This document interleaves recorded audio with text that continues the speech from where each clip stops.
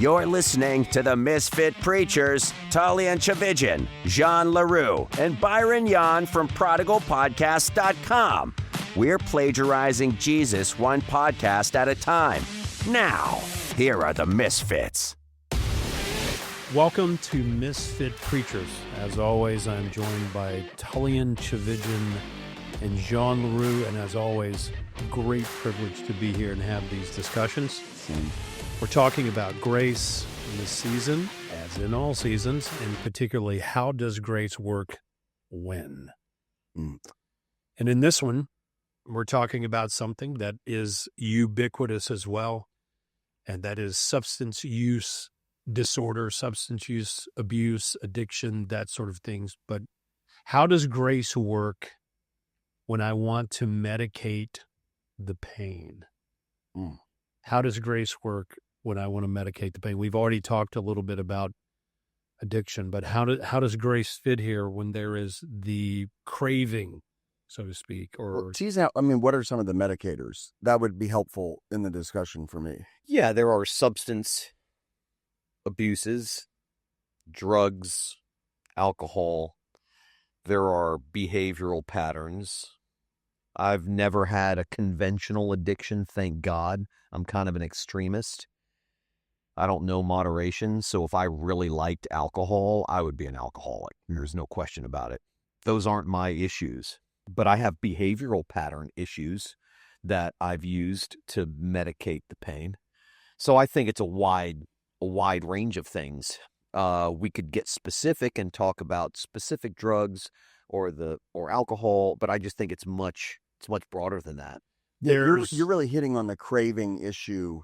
the desire to numb the pain in our lives, whether through substances or anything of that nature, which, whatever those things are, behaviors, could be romance, could be That's right. sex, could be exercise, could be food, could be anything. And what they... Wait, hold on a second. That wasn't even subtle. He goes, exercise points to me, food points So you want to go back to the previous season? Next episode is going to be on shame. Something Byron... No, the next episode is going to be on defensiveness, but this episode is on medicating our pain. But what we're talking about physiologically are those things that hit the pleasure centers of our brain and distract us from the pain that is surrounding our lives. These little moments of relief, or what Carl Jung called this momentary wholeness in the fracture of our world that is accomplished through substance or experience. That's perfectly said. Yeah, that's why we use the term numbing out. Like, if you numb, everything's numb. I feel whole. Like, there's one piece in that. And I for me, and pick your poison. You give me the right amount of money, the right amount of time, the right amount of anonymity, there's nothing. Right. And I mean nothing that I wouldn't give a shot at. Yeah. And it maybe it's not my ideal. Yeah. But I'm not above anything. And I think the thing to notice, or at least to put out there, is that there isn't a person on earth that doesn't self-medicate in one way, shape, or form. The biblical word for that is idolatry, trusting in something or someone to be for us what only God can be for us. And so every single person on planet Earth who has ever lived, is living, or will live is a self-medicator in one way, shape, or form. The continuity of what you just said, if I bring it back to Carl Jung, he said the only thing that can supplant temporary wholeness in those substances is the grace of God himself. Mm-hmm. That's where true wholeness. So here's a scenario. Agreed. Here's a scenario. There is a wife going through a divorce. In the midst of that divorce, there is stress, there is confusion, there is angst, there is financial insecurity, there is the tearing of the fabric of the family. There are all these things. She sits down about a third of the way through the process. The kids are with the father on this particular weekend.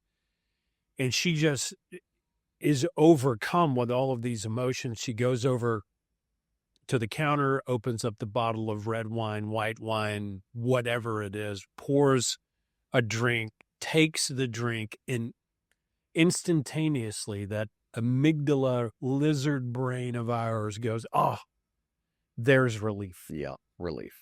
There's relief. For a minute, I can let go and be whole. The more the pain increases, the more that instinct says we need that to survive. And it becomes a survival instinct in the midst of the emotional pain, which is always the driving force in these things. Always the driving force. So where does grace fit with a person that wants to turn down the distortion of emotional pain in their life in these circumstances? And I understand the need to do it. I've been there. I've experienced this. Right. The only way that I could crowd out the noise, find moments of peace, was to over-medicate with obscene amounts of alcohol. But it has a diminishing effect and a diminishing return. You need more and more. So there's a danger in that trajectory, but that's essentially what we're talking about. And the reason I frame it that way in that scenario is that it allows me to have compassion for the person who's just trying to find a moment of peace and calm and happiness. Yeah. The first thing I'd say to that person is what we're not saying is there's a bottle on the counter and a Bible, pick well. Mm-hmm. It's not that simplistic. No. Even remotely that simplistic. Yeah. What we're talking about is are the deeper fundamental things going on in us where I don't yet have the capacity to sit in the pain deep enough, because this is where grace matters. Grace has to be as deep as the pool of your pain. It has to be. And so if I don't yet have that hollowed out place where grace has no bottom, where the Father will catch me no matter what, then I have to find a way to not feel like I'm falling. Mm-hmm. And that's what self-medicators have done for me. Yeah. I mean, we're talking about our real pains in the lives of real people going through real things, and the temptation to latch on to anything that will numb the pain for just a minute is fierce temptation. And like we said, that could be going to a drink, that could be going to your drug of choice, that could be always needing distraction. I know plenty of people like that who are self-medicating by going from one thing to the next, distracting themselves constantly from one experience to the next, from one person to the next, going from relationship to relationship. I mean, there are all sorts of drugs of choices out there, and every single one of them exposes the fact that there is a deep pain, a profound brokenness inside the person that is seeking solutions down these particular roads. And we've all been there. We have a tremendous amount of sympathy and empathy for people like that. It's not just that the three of us have been there. The three of us are there. I can't say with honesty, I was a self-medicator and I've learned my lesson and now I'm not. I might be medicating myself with something different today than I was 10 years ago, but I'm medicating myself still. And I think we have to also acknowledge that any form of self-medication is an exercise in unbelief. I simply don't trust the God who made me, created me, designed me to be enough. I don't trust that He alone can provide my soul the relief that it craves. I don't trust that He alone can heal the hurts that I've endured. I don't trust that. I have to take matters into my own hands. I think the word trust is large here, in the capacity to move from self-medicating to resting in these realities is larger than most people imagine. Those who are in these circumstances understand it because they can't get there. But what is required to move from one to the other, we could discuss the danger in doing that all day long. But what we're really describing is what's happening in those moments to move from, I don't want to feel this. Mm-hmm. I don't want to face it. I don't want to deal with it. So I'm going to double down on self-medication to, I'm going to allow myself to feel it. I am going to allow myself to endure it, to carry the weight, for that to do its work, and trust God in that space is an infinite distance apart. Huge. An infinite distance apart. What's remarkable for people by God's grace who do make the journey sort of over that chasm and get over here to this place where they are resting and trusting and allowing real pain of real circumstances to rest in their lives and just own it, is the perspective that it provides over here and the perspective which is drowned over here are very different because you begin to realize that you can survive it. Mm-hmm. It is doing a work of self-awareness and clarity in you. And there is life, albeit very different, on the horizon in whatever circumstance that it is. Whether you're dealing with something from the past and don't know how to process it, or you're dealing with something in the future and you don't know the outcome of it, such as a divorce, it is this effort at avoidance. In some ways, I know it was with me, of reality. Mm-hmm. Right. I just do not want to go through what I know I have to go through to be better. Mm-hmm. Right. Avoid the pain. Yeah. That's what it is. And I would add, you're really putting the pain on layaway. Right. You know, I know layaway doesn't exist anymore for the, It may. I don't know where it does, but Furniture shops, maybe. President's Day mattress sale. Right. Right. That's so But sad. you're really delaying. It's a stall because the pain to lean into why I feel this way is so great. And I love what you said in a previous season about, we're talking about Job and we're talking about his friends. And for the first 7 days, they killed it. They just sat there with him and gathered up all of his tears in their hands and sat with him in it.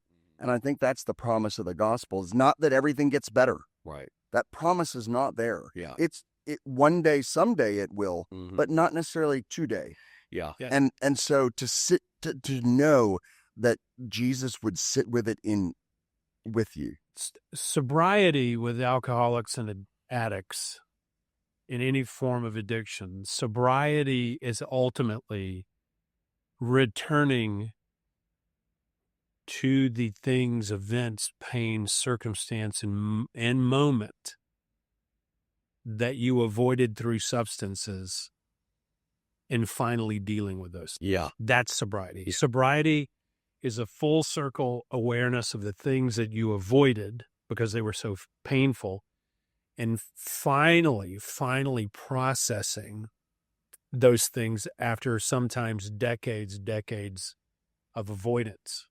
The surprise in that moment, you live with all these fears, the primary fears dealing with those things. Once you get there in clarity and begin to dig deep into those things, the paradox is that it was never a prison. It was an open door to life. It's liberating. Yes. To do it. And we run from it because of the excruciating awareness and the emotional pain that it causes to do it. But it is, as they say, the way out is through. And so sobriety is this big full circle of life bringing you right back to where you checked out. And where grace is found for the indulger, for the self-medicator who won't stop, grace announces, I don't hold this against you.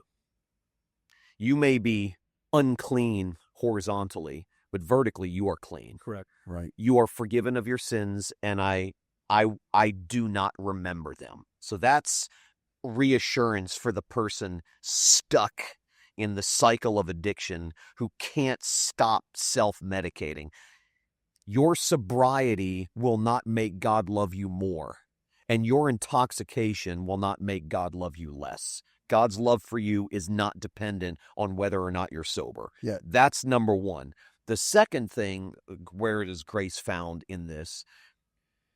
Grace is evidenced, as we've talked about in previous episodes, primarily through self-awareness. And step one in AA is getting to the point where you admit, finally perhaps for the first time, that you are owned, that you are powerless against this particular thing that's been enslaving you and controlling you for however long. And a lot of people think that we start there and we find grace as we move through the steps, which obviously we do.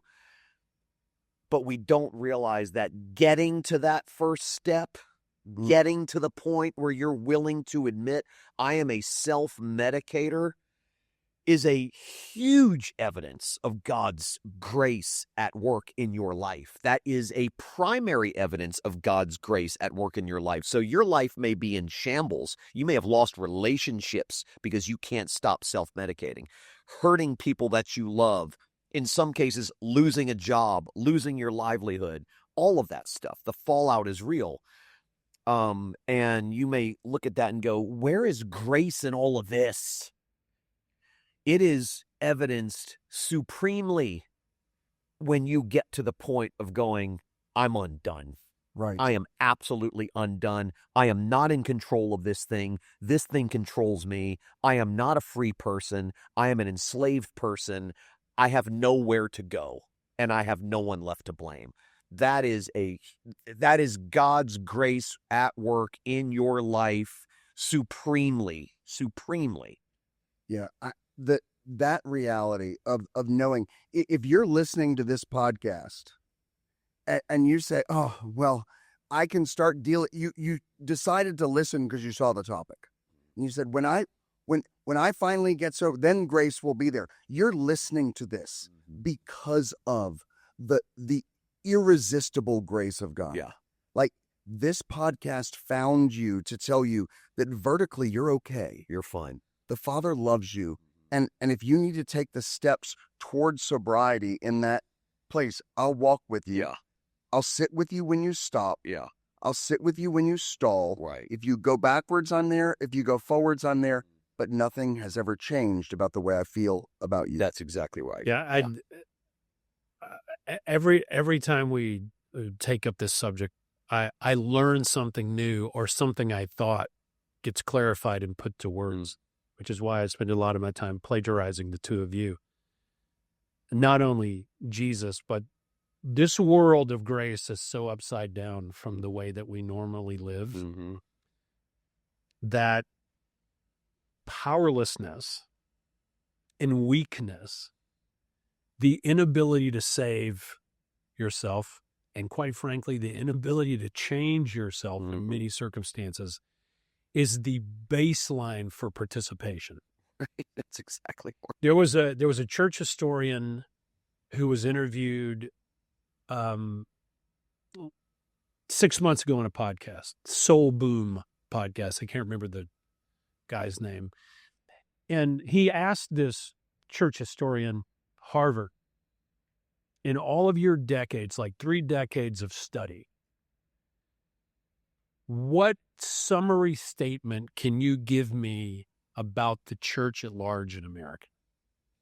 And she said, what I can tell you as a matter of fact, in total, net result, the church loves winners. And I have not found anything that is more contrary to the truth of the gospel and church itself than that concept. Yeah. Wow. That's the paradoxical reality here. So the good news to the addict or the person who's abusing a substance you're right there with your ear up against this, because you're realizing there's a powerlessness, or what is often described as the moment of the incomprehensible demoralization in my life. I'm done. Mm-hmm. I attach myself to this to numb this pain. Now my pain is my attachment to this. Out of avoiding one struggle, I've created another struggle and put myself in a prison inside a prison that I thought was there. And the way out, paradoxically, is admitting that you've locked yourself in that space. I herniated 2 discs of mine back in 2015, and I got surgery a year later. I wanted to avoid surgery, so I tried everything else. And the first thing that was recommended to me was that I get cortisone shots, which I did. The doctor prescribed 3 rounds of cortisone shots. And they explained to me what it was. But what essentially cortisone shots do is numb whatever's wrong. I had shooting pain down my right leg because my herniated discs were pressing up against my sciatic nerve. And as soon as I walked out of the office, every time I got a cortisone shot, I felt like a new man, brand new. Like, oh my gosh, this is what a pain-free back and leg feels like. And I would go right back to the gym and lift weights that were too heavy, without hurting, because this was numbing the pain. And by the time I got through 3 rounds of those cortisone shots, my back was worse, way worse than it was when I first started, because it numbed the pain and deluded me into thinking that the problem was gone for that short period of time. And in the process, the problem had grown, had gotten bigger. The pain became even more real. And I look at self-medication in that way. It's not that self-medication is not the process of failing to deal with the pain. It's a choice that we make on how to deal with the pain. It's well said. So great clarification. You're in other words, you are dealing with it, but you're dealing with it in a way that's going to make the problem worse, not better. You are dealing with it, but you're dealing with it in a way that is going to enslave you, not free you. And I think when you can get to the point of realizing that, and we've said this a handful of times on previous episodes, a common refrain in recovery circles is, until the pain of staying the same is greater than the pain of changing, nothing will change. And when you get to that place where the pain of staying the same is greater than the pain of changing, that is God's grace at work in your life massively. God's all over that stuff. I mean, God meets us on the bathroom floor. Grace always flows downward to the lowest parts, to the cracks and crevices of our lives. So the person who's at the top, who perhaps doesn't think they have any kind of addiction, is actually further from the grace of God than the person at the bottom, curled up on the bathroom floor, realizing they've made a mess of their lives and they're powerless to fix themselves. It's a paradoxical but profound truth. It just is. Everything is upside down in grace. Everything. When I go to recovery places to speak, I look at these people who are in the program and I say, there are a lot of people walking the streets today, driving cars, going to work.